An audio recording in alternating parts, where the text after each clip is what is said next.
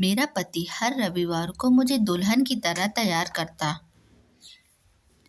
और बहुत ही छोटी छोटी ड्रेस पहनाने के लिए कहता।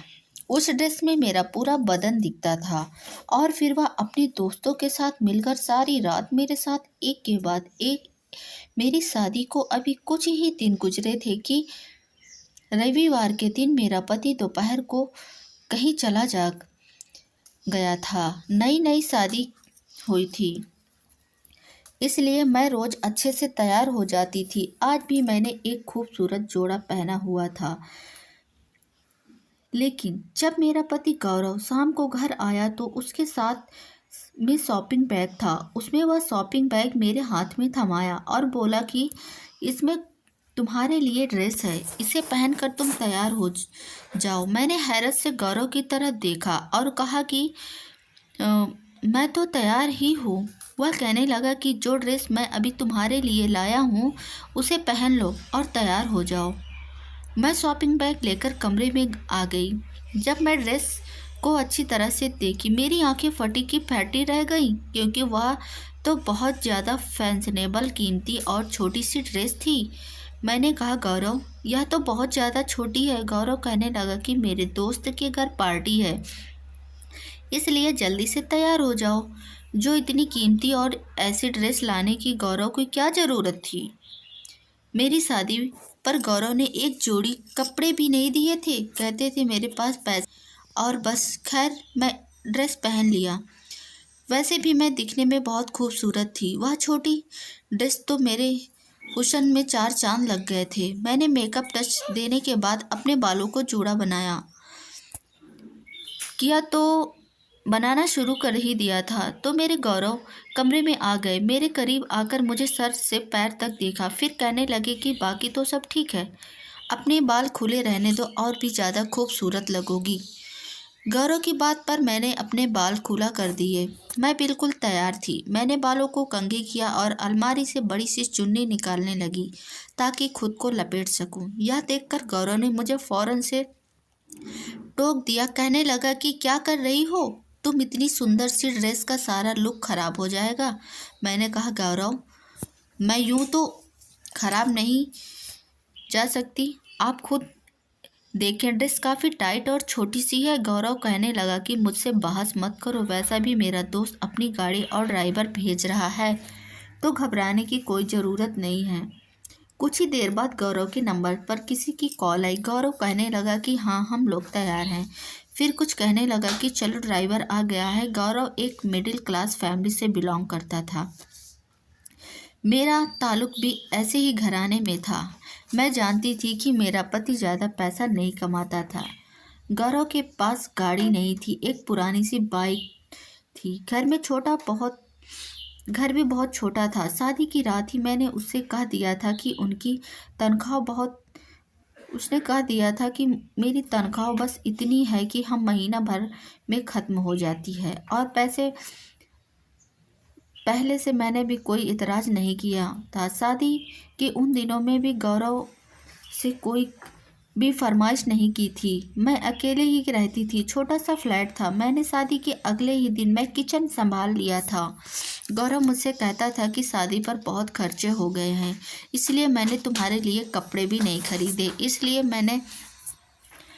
मुझे हैरत हुई कि जब गौरव की गुंजाइश नहीं थी तो इतनी कीमती ड्रेस खरीदने की क्या ज़रूरत थी, वह भी बस एक दावत पर जाने के लिए। लेकिन वह कीमती ड्रेस मेरे लिए लाए थे। कम से कम उसकी कीमत 20 से 25 हज़ार की थी। क्या ज़रूरत थी इतने खर्चे करने की? थोड़ी देर बाद गौरव के दोस्त का ड्राइवर आ चुका था। हम दोनों गाड़ी में बैठ गए। वह गाड़ी खूबसूरत इलाके में बड़े से बंगले के सामने खड़ी हुई। पहुंचते ही फौरन चौकीदार ने दरवाज़ा खोला। पार्किंग एरिया में उस वक्त 4 गाड़ियां पहले से ही मौजूद थी और 5वीं हमारी थी। साइड में बना बगीचा भी बहुत ज़्यादा कीमती और खूबसूरत फूलों से सजाया हुआ था, लेकिन वहाँ पर इतनी लाइटिंग नहीं थी जैसे कि दावत पर होती हैं। गौरव मेरा हाथ पकड़कर मुझे अंदर बंगले में लेकर गए। मेरी ड्रेस काफ़ी टाइट थी और मुझे उस पर सितम यह भी था कि दुपट्टा भी नहीं था। जैसे मैं अंदर गई तो मुझे सिवाय मर्दों के कोई भी नजर नहीं आया। वहाँ कोई भी औरत मेरे अलावा नहीं थी। यह देखकर मैं बुरी तरह से नर्वस हुई थी। यह कैसे दावत थी जहाँ सारे मर्द थे और औरत नहीं थी? यह सिर्फ मर्दों की दावत थी तो थी। फिर गौरव मुझे यहाँ क्यों लेकर आए थे? उन लोगों ने आदमी को देखकर मैं बिल्कुल गौरव के साथ रही। मैंने कहा, गौरव यहाँ तो कोई भी औरत नहीं है। वह कहने लगा कि यह सब की शादी नहीं हुई तो जाहिर सी बात है उनकी बीवी कहाँ से आ सकती हैं। मुझे गौरव अपने दोस्तों से मिलवाने लगे। मुझे हैरत का झटका उस वक्त लगा जब गौरव ने मेरा इंट्रोडक्शन अपने दोस्त से करवाया। वह हाथ मिलाने के बहाने मेरे सामने अपना हाथ बढ़ाने लगे। मैं यह देखकर पीछे हटी थी। वह कौन सा तरीका था? मुझे गौरव के दोस्त कुछ अच्छे भी नहीं लग रहे थे। सब मुझ पर सर से पैर तक देखे जा रहे थे। उनकी आंखों में अजीब सी चमक थी कि मुझे अपने वजूद पर चींटियां रंग काटने की महसूस होने लगी थी। मेरा दिल बहुत घबराने लगा था। मुझे इस कदर बेचैनी होने लगी थी कि मैं फ़ौरन से उस घर में बाहर निकल जाऊं। वहाँ उस वक्त 10 मर्द थे और 10 के साथ मेरा कांच के गिलास में ब्राउन रंग का शरबत था। सबकी आंखें ना जाने किस जज्बे की तरह गुलाबी हो रही थी। ऐसा महसूस हो रहा था जैसे नशे की हालत में हो। मैंने बहुत घबराई हुई थी, इसलिए गौरव ने पीछे जाकर खड़ी हो गई। मैं गौरव कहा, मुझे यहाँ नहीं रुकना, मुझे आप घर पर छोड़ आओ।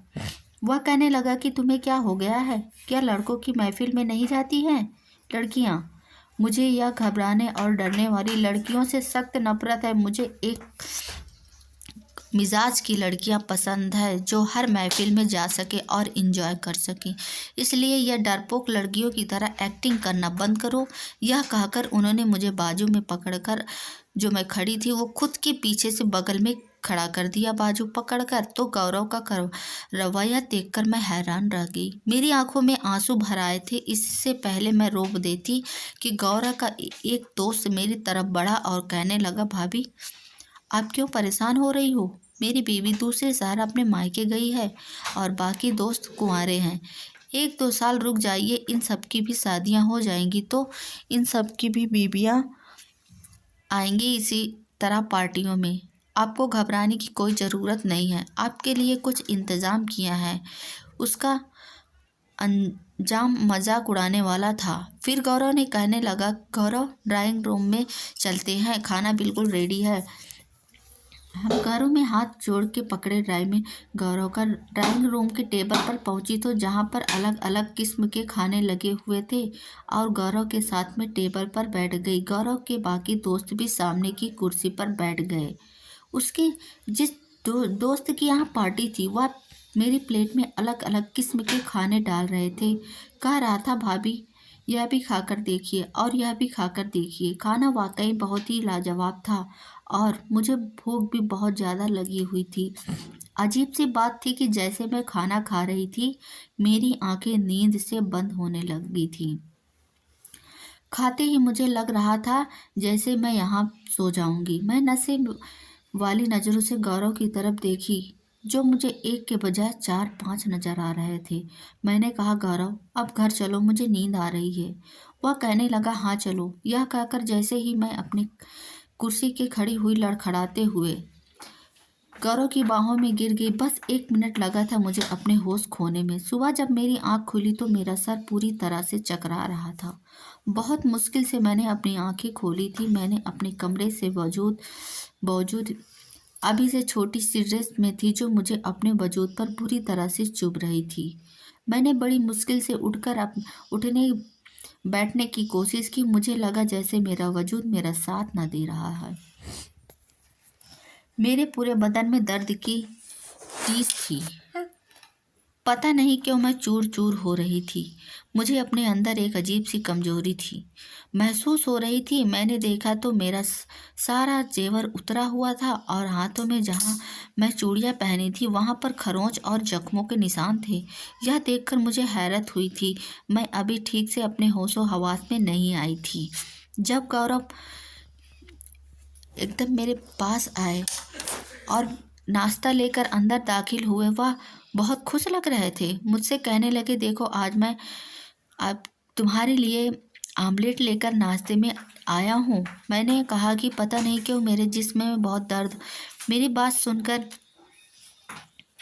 एकदम वो मुस्कुराने लगा और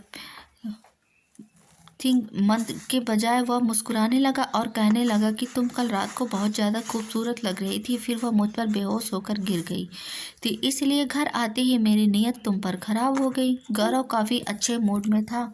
मेरी नज़र खुद ब खुद झुक गई। कहने लगा, तुम नाश्ता करो, मैं तुम्हारे लिए दर्द की दवा और गर्मा गर्म चाय लेकर आता हूँ। फिर यह दर्द भी आधे घंटे में ठीक हो जाएगा। मुझे हैरत हो रही थी कि इतने दिनों में जो गौरव ने कभी मुझसे ऐसी मोहब्बत का इजहार नहीं किया था कि मेरे पूरे वजूद पर जख्म थे। बहरहाल अगले रोज तक मैं काफ़ी ठीक हो गई थी, लेकिन मैं नहीं जानती थी कि यह सिलसिला रोज चलता रहेगा।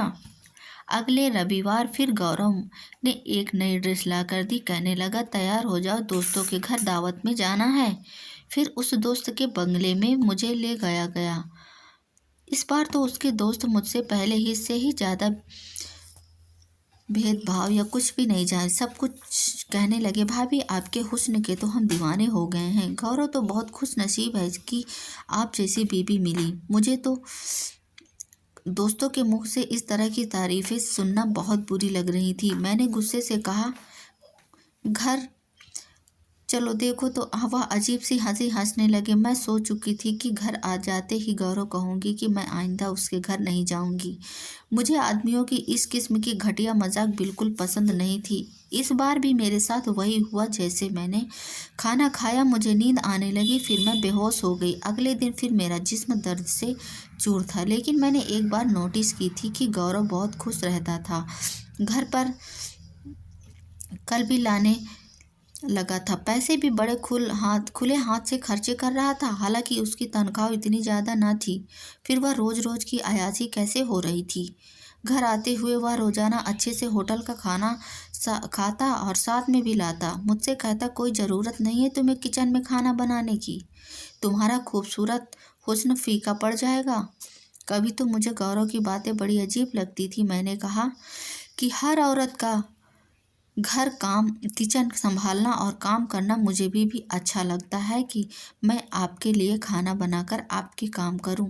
वह कहने लगा कि नहीं, तुम बस अपने हुस्न का ख्याल रखो, इसे निहारो और खुद को आईने में देखा करो, सजाया करो, संवारा करो। तुम नहीं जानती हो कितनी मेहनत लगती है तुम्हें मेकअप करवाने। तुम्हारा खुश मेरे लिए कितना कीमती है, हुस्न कितना कीमती है। हाथ थामे हुए मुझसे मोहब्बत भरी बातें करने लगा। क्या तुम जानती हो तुम्हें पाने के लिए मैंने कितने पापड़ बेले हैं।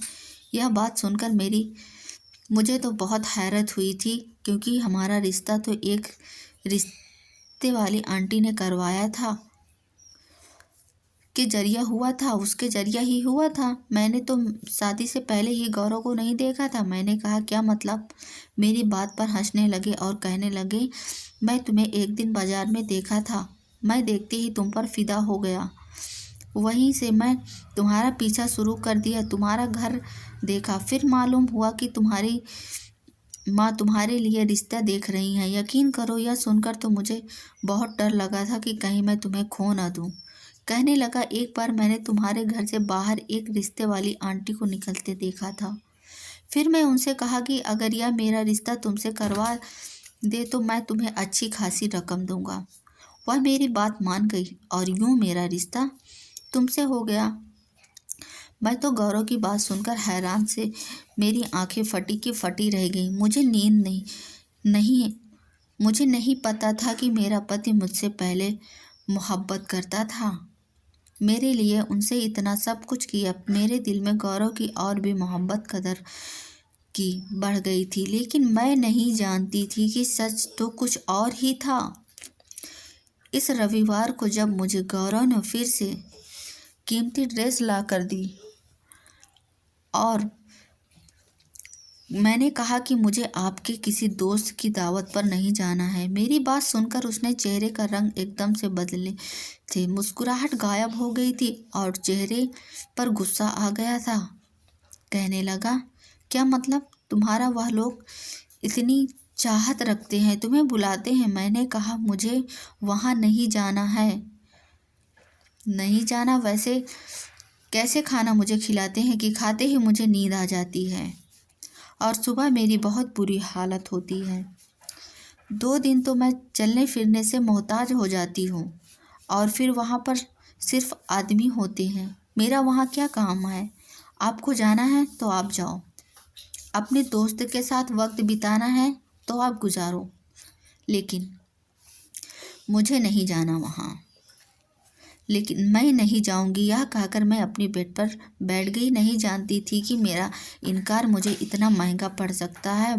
गौरव बहुत गुस्से से मेरे पास आए, मेरा बाजू पकड़कर पूरी तरह दबोच लिया और कहने लगा कि अब तक तुमने मेरी मोहब्बत अच्छी लगी थी, बेहतर है यही है कि मेरी मोहब्बत ही देखो। तुम्हें इनकार नहीं करना चाहिए। अगर तुमने मेरी किसी बात से इनकार किया तो तुम नहीं जानती कि मैं गुस्से का कितना पागल इंसान हूँ।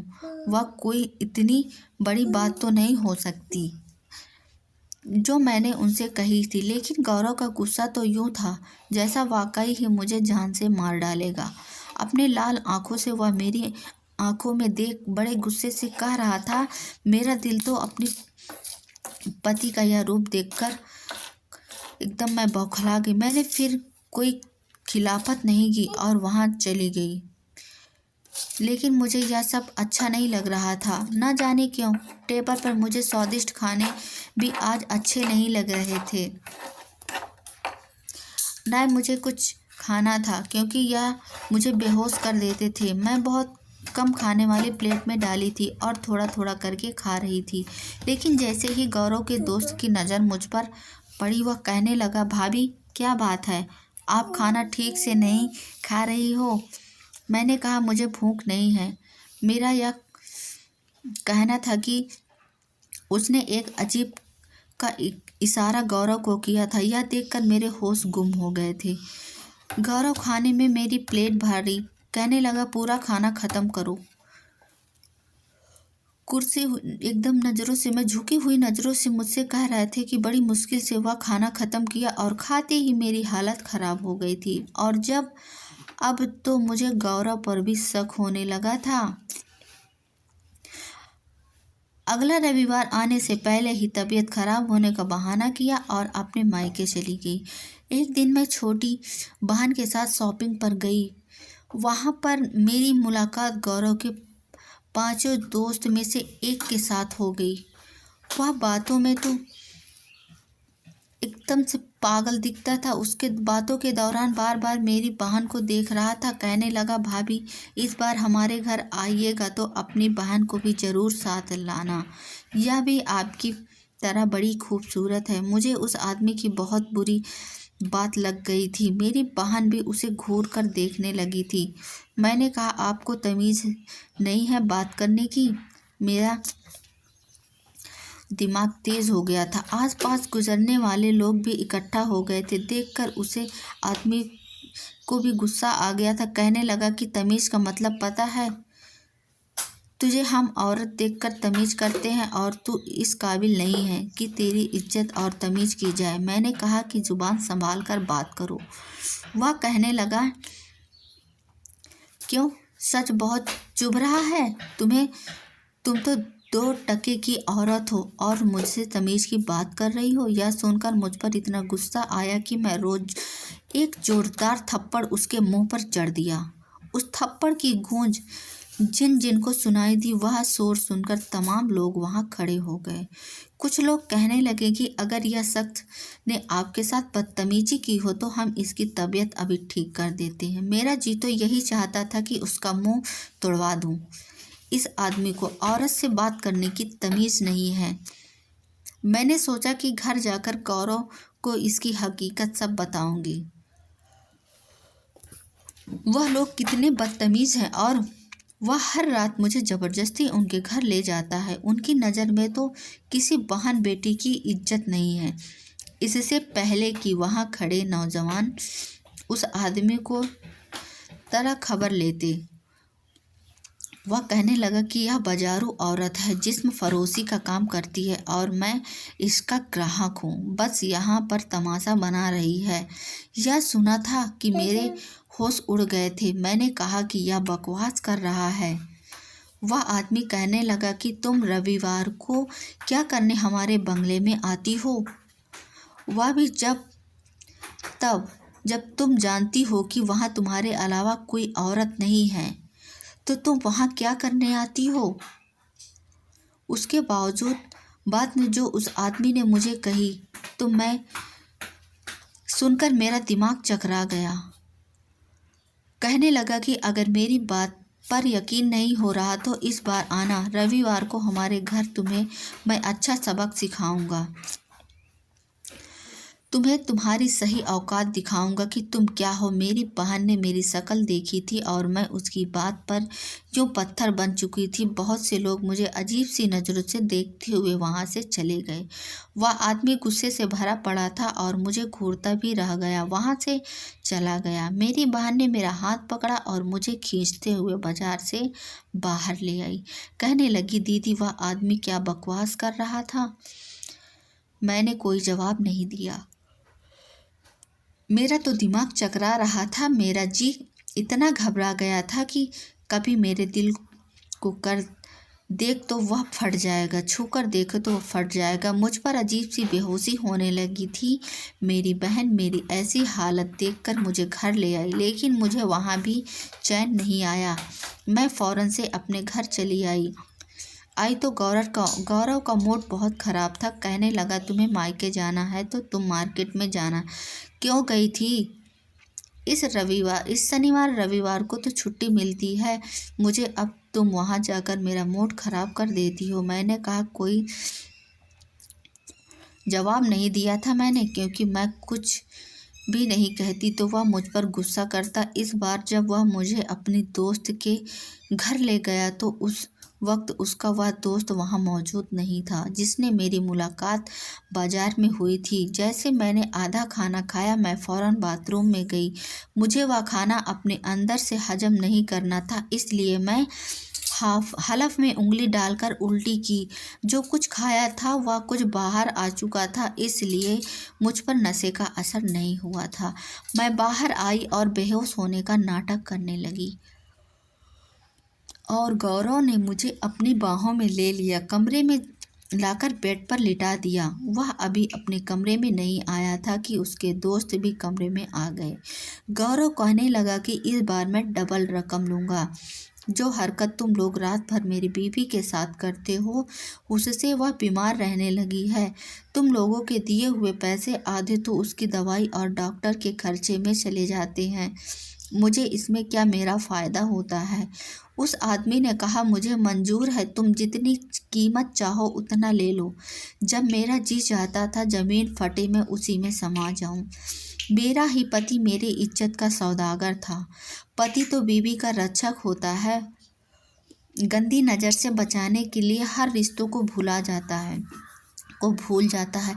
यह कैसा पति था जो मेरा ही सौदा कर रहा था? इससे पहले ही वह लोग मेरे साथ कुछ भी गलत करते, पुलिस की गाड़ी का हॉर्न बजने के बाहर बजने लगा। यह सुनकर वह सब चकरा गए। मैं यहाँ आने से पहले पुलिस को सारी इन्फॉर्मेशन दे चुकी थी। जब तक पुलिस अंदर आती मैं उठकर बैठ गई। मुझे बैठते हुए देखकर गौरव और बाकी आदमियों के भी रंग उड़ गए थे। मैंने अपने पति को गिरफ्तार करवा दिया था, इसलिए उसे खूबसूरत लड़की चाहिए थी जिससे वह धंधा करवा सके, पैसे कमा सके। गौरव जेल में भी बंद था और इस दौरान मैं तलाक का पेपर जेल में भिजवा दिया। मुझे तलाक भी हो गई, लेकिन मेरे माँ बाप ने से एक शिकायत थी। मेरा रिश्ता तय करने से पहले उन्होंने यह तो देखा कि लड़का अकेला है, मुझ पर घर की जिम्मेदारियां नहीं होगी, सास ससुर के ताने नहीं होंगे, लेकिन यह नहीं देखा कि वह लड़का करता क्या है। अपनी बेटियां को शादी करने से पहले अच्छी तरह से जानकारी कर लीजिए, कहीं आप गौरव की तरह आदमियों के जाल में न फंस जाएं और ऐसी लड़कियों की ज़िंदगी किसी की बर्बाद ना करें। बर्बाद करने से पहले माँ बाप एक बार आप ज़रूर सोच लें, ताकि आपको ज़िंदगी भर पछताना ना पड़े। अगर आपको यह स्टोरी पसंद आई हो ना, अगर तो एक लाइक और अपनी राय ज़रूर दें और चैनल को सब्सक्राइब कर लें और हाँ, बेल आइकन को ज़रूर प्रेस कर दें, ताकि ऐसे ही वीडियो हम आप तक पहुंचाते रहेंगे। लेकिन ऐसे कहानी के माध्यम से हम आप लोगों को तो पहुंचा दिए हैं कि आप लोग भी सावधान रहें। शादी करने से पहले हर एक लड़की को यही चाहिए कि लड़का आखिर करता क्या है। धन्यवाद।